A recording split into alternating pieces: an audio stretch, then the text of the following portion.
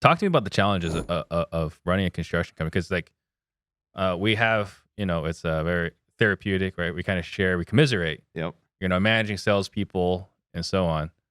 But I don't think anyone knows how hard it is to flip. The one thing I hear from time to time is that contractors are crooks, right?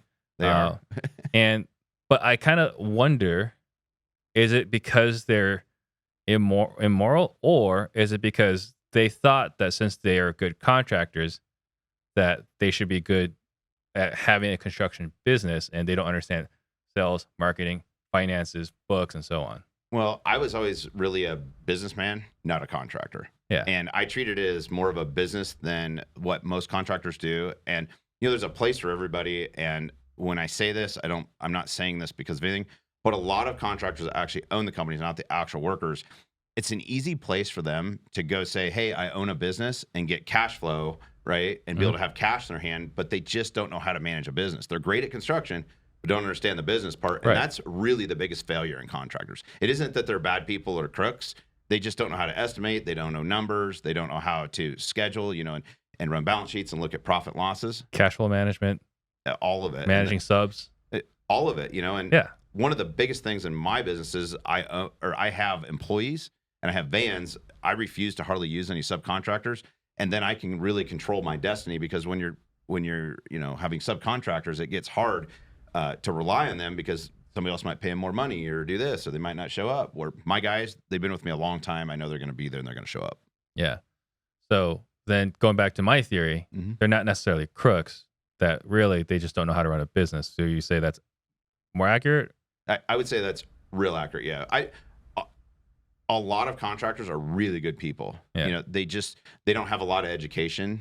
Their skill set is really with their hands, not with experience, using their head would be a best way to say it, because a lot of them just don't think, they just don't want to educate themselves.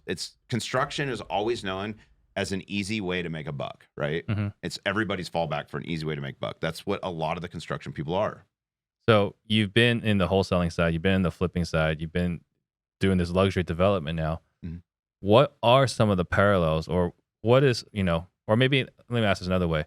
For someone that's watching that hates contracting, that doesn't appreciate the work that's involved in being a contractor, can you shed some light for them to know, like, why things are the way they are? Well, the first thing is if you get a good person, what you have to do is you have to put a little bit of trust in them, right? Typical thing as investors is they're scared of that somebody's going to run off their money and they're not going to get their job completed. If you don't take a little bit of risk and you don't actually help somebody, a lot of these contractors don't have money. So working with them financially and rewarding them that way really changes the way that they work for you.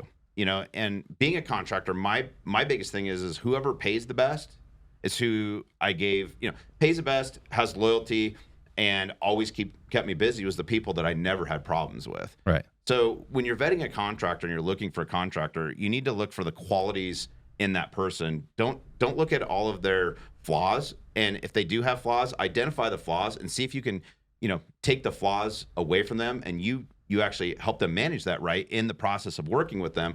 And usually you can gap that, and that's a great place to start with somebody. Gotcha. Okay. So what are some other things? Like, I'm sure you get complaints from here and there. Yep. Right. What are some of your top complaints that either for your business or someone else in the contracting space? From the contractors or from the investor side, sorry? From the investors that are hiring you. So the biggest complaints I get is there's never no bodies on the job, and they're never on time. Mm-hmm. So if you say you're going to be on time, I always used to give hey, I think I'm going to be done around here, and if I'd run into a snag, I'd be like, hey, I'm going to be 2 more weeks, but it's going to be right. And the communication always kept me, in the safe zone, because at least if I could call and they know I'm working on it, you're good to go. So the delays is really the biggest thing, and no people on the job. That's a constant problem for investors. Because when you pull up to your property and there's never nobody there working, you may not understand as the investor that, oh, well, maybe the tile guy is busy on another job and he'll be here in 2 days. But their first instinct is, why don't you have anybody on my job? It's not how it works, right? The scheduling things, and when things run over, then everything else gets delayed if you don't have another crew available. Sure. So I guess the big thing to look at is, if we're looking at the order of things, And if one thing's getting delayed, then it sets everything else back. Yes, it sets everything back. And, in my own properties right now, I had a few delays with different things going on. And a couple of projects went sideways on me on my own projects. And I'm the contractor. Okay. I have, 28 assets worth $50 million.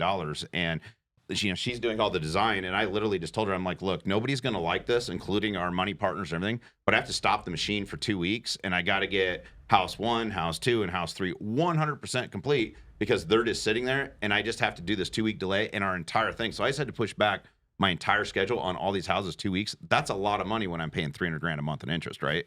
So, but doing that, we just reset the machine and we move forward. And it still happens to me, so it's going to happen to other people for sure. Yeah. So what was it? So there's nobody on at my house. What was the other one? No, nobody's at my house, right?